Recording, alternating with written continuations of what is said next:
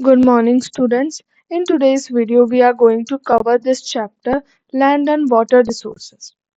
Without any further ado, let's get started. But first of all, I want to wish Happy New Year to everyone. Um, yeah, may this year brings all the happiness, prosperity, successes in your life.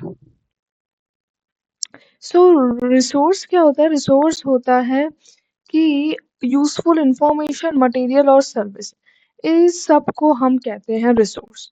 ठीक है, मतलब कि use मतलब resource, hopefully definition आपको clear हो। ये होती है रिसोर्स की definition. Renewable and non renewable resources. So renewable resources वो होते हैं जो मतलब वापस से नेचर में रिप्लेनिश किए जा सकते हैं, रीजनरेट किए जा सकते हैं। ठीक है, some of the resources of the earth are replaced from time to time by natural multiplication, such as vegetation.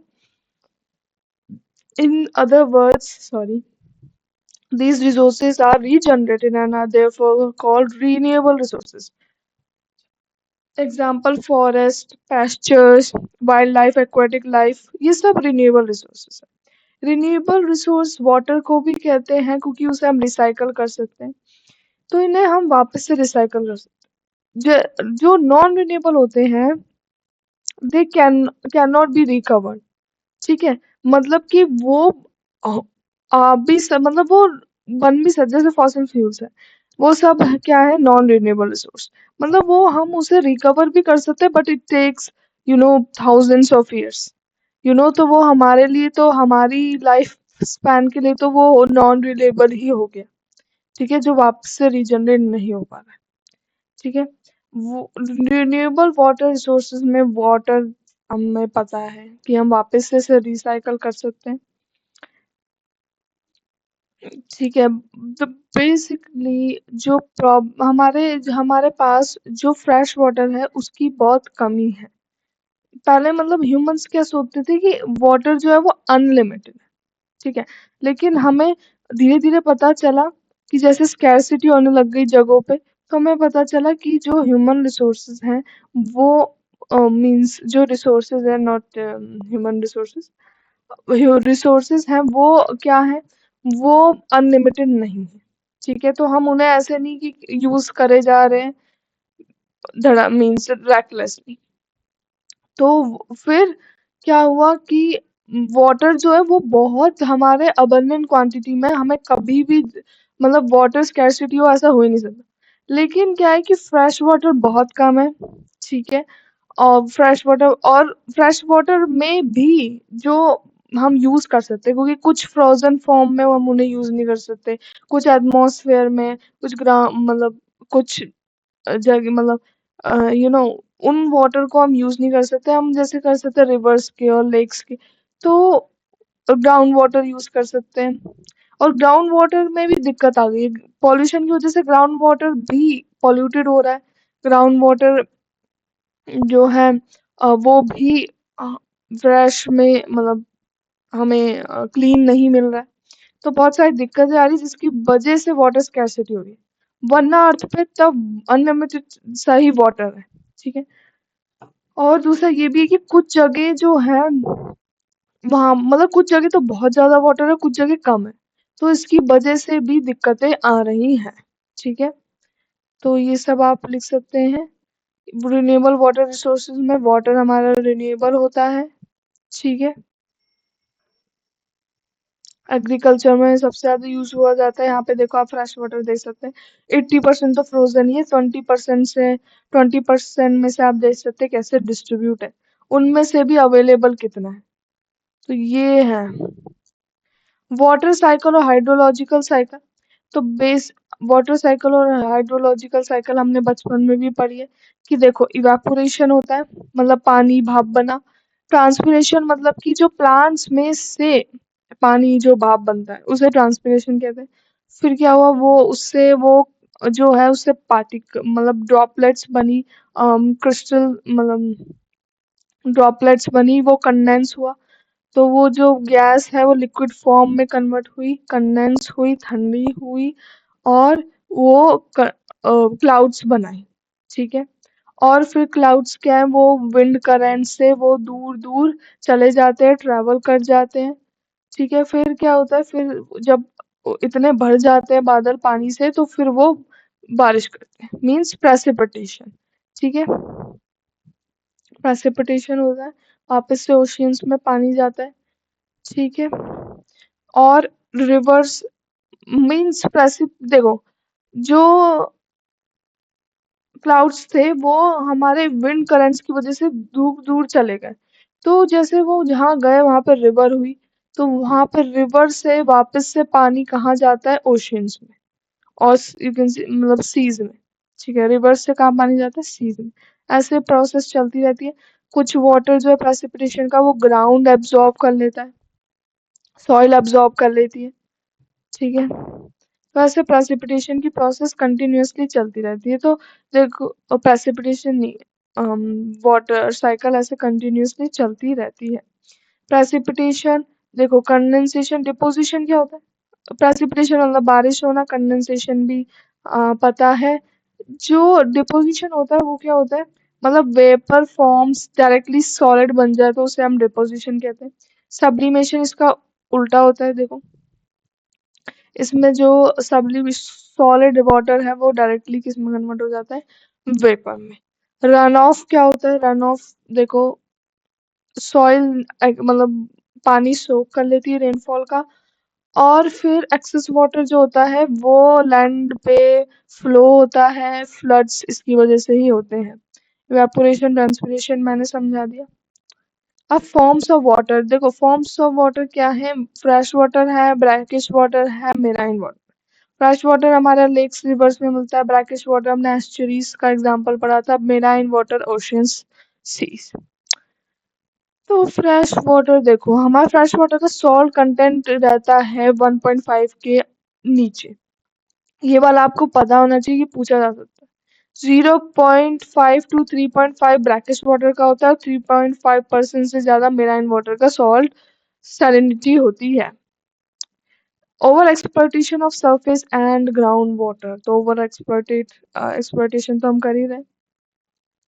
Aquifer, जोनोफरेशन, जोनो सैचुरेशन क्या होता है, एक्विफर जो होता है वो हमारे जैसे लेयर ऑफ रॉक होती है जिसकी वजह से, जिसको पास करके जो पानी है वो नीचे जाता है, उसे एक्विफर कहते हैं, ठीक है? जोन ऑफ एरेशन वहां पे होता है जहाँ पे सॉइल जो है वो पानी से भरी हुई है और साथ में एयर से भी भरी हुई है। जोन ऑफ सैचुरेशन में ओनली जो सॉइल की गैप्स हैं वो ओनली पानी से भरे हुए हैं, तो सैचुरेशन आ चुका है, ग्राउंड वाटर डिप्लीशन हो रहा है, ठीक है?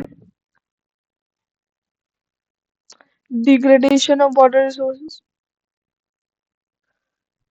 तो डिग्रेडेशन, फ्लड्स एंड ड्रॉट्स, देखो फ्लड्स क्या होता है, फ्लड्स बेसिकली क्या होता है, कैनाल कैपेसिटी जो रिवर की होती है, जितनी मतलब पानी उसमें हम रिवर में आ सकता है उससे ज्यादा एक्सीड हो जाना, उसे हम फ्लड्स कह देते हैं। फ्लड्स को कैसे बचाया जा सकता है उसकी ये कुछ पॉइंट्स हैं, ठीक है? क्योंकि आपका एमसीक्यू टाइप आएगा तो इसलिए मैं बता रही हूँ आपको जो मेन मेन टॉपिक्स है जहाँ से कुछ पूछा जा सकता है, ठीक है? ये देखो वो सैलिनिटी से पूछा जा सकता है कि फ्रेश वाटर की सैलिनिटी क्या है, वो क्या है, एंड ऑल, ठीक है? और मैं बताती हूँ कैसे पूछा जा सकता है कि रिन्यूएबल सोर्सेस कौन है। आपको ऑप्शंस मिल जाएंगे, आपको बताना रिन्यूएबल कौन से हैं। रिन्यूएबल हमने जैसे अभी देखा फॉरेस्ट, वाटर, नॉन रिन्यूएबल में फॉसल फ्यूल्स आ गए, ठीक है? फ्लड्स एंड ड्रॉट्स, ड्रॉट क्या होता है, तो बहुत लंबे समय तक एक जगह can be prolonged period of usual unusually dry weather with little rainfall, ठीक है? जहाँ पर रेन्स जो है वो आती है मतलब टाइम पे, वहां पे नहीं आई और सूखा पड़ा रहा, उसे ड्रॉट कहते हैं। जैसे कि राजस्थान में एक बहुत बड़ा ड्रॉट आया था, उसका एग्जांपल दे रखा है। तो ये देखो यहाँ से पूछा जा सकता है कि है ना, जो दीज में भी इकोनॉमिक लॉसेस क्या होते हैं ड्रॉट से, इन्वायरमेंटल क्या होते हैं, सोशल क्या है। तो आपको एग्जांपल दे देंगे, आपको ऑप्शंस दे देंगे जैसे loss of crop, erosion of soils, food shortage and fishery produce. उसमें से पूछेंगे इन्वायरमेंटल लॉस क्या है, ठीक है, ये यहाँ से पूछा जा सकता है। तो इसे तीनों को अच्छी तरीके से पढ़ लेना है। वाटर हार्वेस्टिंग मेजर्स मतलब कि पानी को कैसे बचाया जा सके। तो रन ऑफ को, जो पानी एक्स्ट्रा बह रहा है उसको रूफ टॉप्स में से उसको कैप्चर करके कैचमेंट्स में कैप्चर करके ऐसे आप कर सकते हैं। देखो यहाँ से आपका एक, मैं बताती हूँ और क्या क्वेश्चन आ सकता है। जैसे ये आ सकता है, स्पीति वो कुल इरिगेशन कहाँ प्रैक्टिस की जाती है। तो स्पीति इन हिमाचल प्रदेश, ठीक है, ये पूछा जा सकता है बिल्कुल। ठीक है, ये पूछा भी गया है।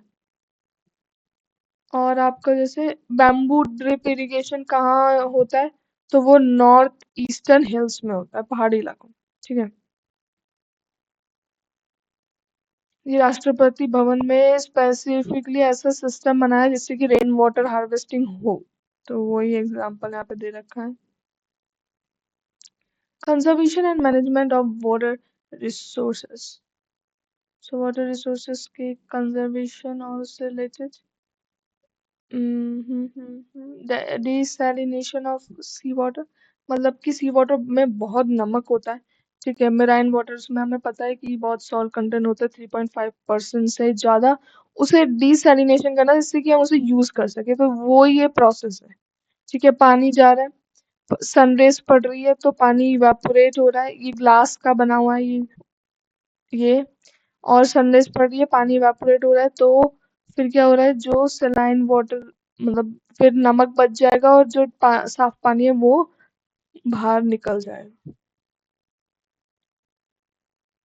वेस्ट वाटर,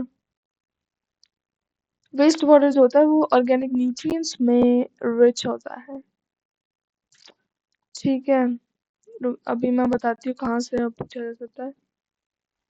देखो, ग्रोइंग ऑफ एल्गाई और water hyacinth, a wild plant that grows in floating masses in rivers and lakes, serve as double purpose। तो ये जो algae और water hyacinth है, ये पानी का ट्रीटमेंट करने के लिए, साफ करने के लिए में काम में आ सकते हैं, ये है। ठीक है, क्लोरीनेशन में, क्लोरीनेशन एडिंग क्लोराइन। और यहाँ पे ये देखो, एलम एंड कॉस्टिक सोडा, ये वाला यहाँ से पूछा जा सकता है। इसको पार्टी जो फाइनल पार्टिकल्स होते हैं जो थोड़े से हल्के देखो, जो भारी होंगे पार्टिकल्स वो तो सेटल डाउन हो जाएंगे। पानी का ट्रीटमेंट कैसे होता है, पानी को, जो गंदा पानी है उसको थोड़ी देर रखते हैं, जो हैवी पार्टिकल्स हैं वो नीचे सेटल डाउन हो जाते हैं, जो फाइनल है उन पे ऐड करा जाता है एलम एंड कॉस्टिक सोडा जिससे वो भी सेटल डाउन हो जाए। तो ऐसे पानी को साफ कर सकते हैं, क्लोरीनेशन कर सकते हैं, और एल्गाई और वाटर हाइसिंथ। ठीक है, नॉन रिन्यूएबल लैंड रिसोर्स। तो लैंड रिसोर्स नॉन रिन्यूएबल, देखो रिन्यूएबल और नॉन रिन्यूएबल में कौन से आते हैं यहाँ से पूछा जा सकता है बिल्कुल। अच्छी सॉइल जो होती है उसमें क्या होता है, उसमें वाटर रिटेनिंग कैपेसिटी होती है, capacity of the soil to retain water and oxygen, और उसमें ऑर्गेनिक मैटर प्रेजेंट होता है। ऑर्गेनिक मैटर क्या क्या होता है, अरे कोई डेड ऑर्गेनिज्म जो मर जाता है तो उसकी बॉडी में आपके न्यूट्रिएंट्स जो रहते हैं, कार्बोहाइड्रेट्स, वो सब ऑर्गेनिक मैटर है, यू नो। देखो, तो यहाँ से पूछा जा सकता है कि कौन सी सॉइल कहाँ अवेलेबल है। जैसे रेड सॉइल कहाँ है, तो ये देखो आपको ये मैप बता रखा है कि रेड सॉइल इस इलाके में। आपका जैसे ये पूछा जा सकता है कि शुगर केन, ग्राउंडनट, सोयाबीन, ये कौन सी सॉइल में होते हैं, ठीक है, उगते हैं, ये पूछा जा सकता है। ठीक है, potatoes, bananas, pineapples, red soil. ठीक है, sugar cane, groundnut, soyabean, cotton, rice. ठीक है, लोमी एंड ब्लैक डेजर्ट। और ये बिल्कुल पूछे जा सकते हैं। ठीक है, oak and coniferous plants such as pines and deodar, तो कहाँ होते हैं ये, देखो तो low fertility, pale yellow brown in colour. Processes involve in the soil formation. So soil formation हमारा कैसे होता है, जैसे हमने पिछले चैप्टर में सक्सेशन में भी देखा था, इकोलॉजिकल सक्सेशन में, कि लाइकन्स आते हैं, ठीक है, लाइकन्स आते हैं, फिर वो क्या करते हैं, जो रॉक्स होता है उसमें एसिड सिक्रीट करते हैं, जैसे रॉक्स टूट जाती है, और फिर वेदरिंग होता है, फिर वेदरिंग से सॉइल बनना शुरू होती है। ठीक है, तो यहाँ पे वेदरिंग ऑफ रॉक से सबसे पहले हमारे जो है सॉइल का फॉर्मेशन होता है, फिर फिजिकल वेदरिंग होती है, ठीक है, फिर केमिकल वेदरिंग होती है, वाटर का एग्जाम्पल दे रखा है, फिर मिनरलाइजेशन एंड ह्यूमिफिकेशन होता है, ठीक है। इस क्योंकि सॉइल है ना, अगर रॉक पार्टिकल्स को हमने तोड़ दिया तो उससे सॉइल नहीं बन जाएगी, उसको भी थोड़ा और फाइनर पार्टिकल्स में कन्वर्ट करना होगा, तब सॉइल बनती है, उपजाऊ सॉइल, फर्टाइल सॉइल। ठीक है, तो वो यहाँ पे एग्जाम्पल दे रखा है कि क्या होता है, ह्यूमस बनता है, देखो ऑर्गेनिक मैटर जो होता है वो कन्वर्ट होता है, ये आप पढ़ लेना, देखो ह्यूमिफिकेशन दे रखा है, और सब डिकम्पोजिशन, ये वाला पूरा पैराग्राफ पढ़ लेना, इम्पोर्टेंट है ये वाला, दिस वन, ठीक है। तो सॉइल का फॉर्मेशन कैसे होता है वो बता रखा है, ऑर्गेनिक मैटर से, देखो early stages of soil formation, organic matter in the soil is not very much high as the vegetation and the soil fauna are not much developed. In such soils, algae, lichens और ये सब plants grow करते हैं, ये organic matter contribute करते हैं through their death and decay.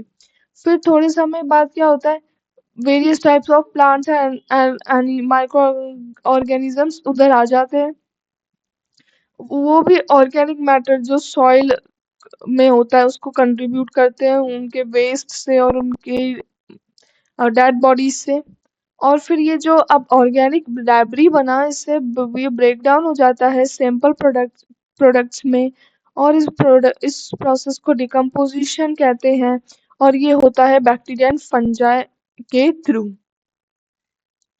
ठीक है, ऑर्गेनिक ये क्या करते हैं, जो ऑर्गेनिक सब्सटेंस हैं उनको various compounds such as polysaccharides, proteins इनमें कन्वर्ट कर देते हैं, फिर ये कंपाउंड्स जो है ये फर्दर सिंपल कंपाउंड्स में ब्रोक डाउन होते हैं, carbon dioxide, water and minerals, जिससे कि ये वापस से एनवायरनमेंट में मिल सके।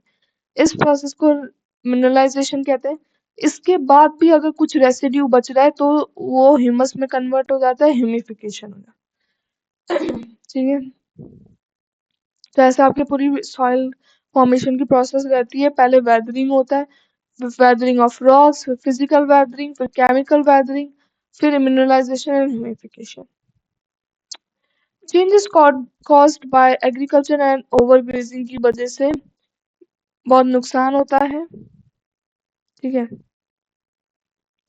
यहाँ से आपके देखो मैं कैसे क्वेश्चन पूछे जा सकते हैं, जैसे कि पूछे जा सकते हैं कि इनमें से कौन से कॉजेज है लैंड डिग्रेडेशन के, जैसे डिफोरेस्टेशन दे दिया, फ्यूल वुड कंजम्पशन दे दिया, ओवरग्रेजिंग दे दिया, और एक कोई दूसरा एग्जांपल दे दिया, एक दूसरा ऑप्शन दे दिया, उनमें से आपको फिर टिक करने हैं कौन से, ठीक है, ऐसे पूछा जा सकता है कॉजेज ऑफ लैंड डिग्रेडेशन के, ये डिफोरेस्टेशन, ये पॉइंट्स याद होने चाहिए, ठीक है।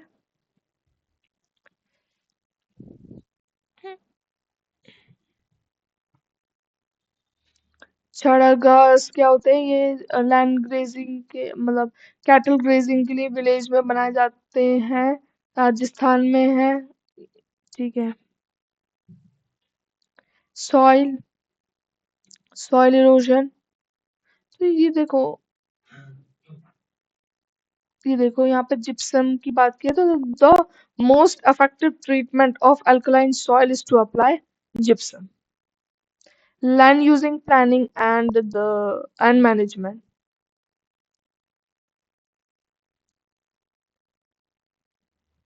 Soil management, control of soil erosion,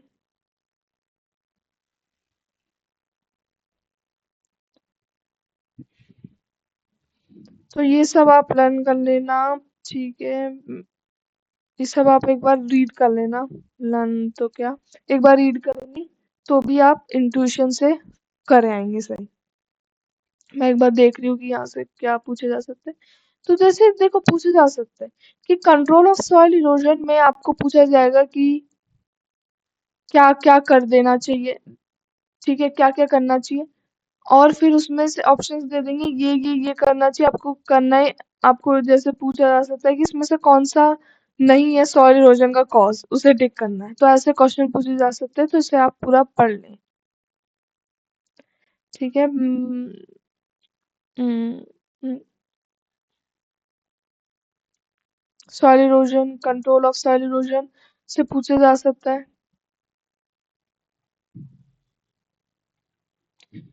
और इस ये जो लास्ट पैराग्राफ है ना, इनसे पूछ ये देखो ये वाले से ये जो लास्ट का है ना, इसे मत छोड़ना। चैप्टर के लास्ट में आए और फिर हम छोड़ना शुरू कर देते हैं, वो मत करना। आराम से ये सब इसमें से आता है, ट्रीटमेंट ऑफ सॉइल सिकनेस।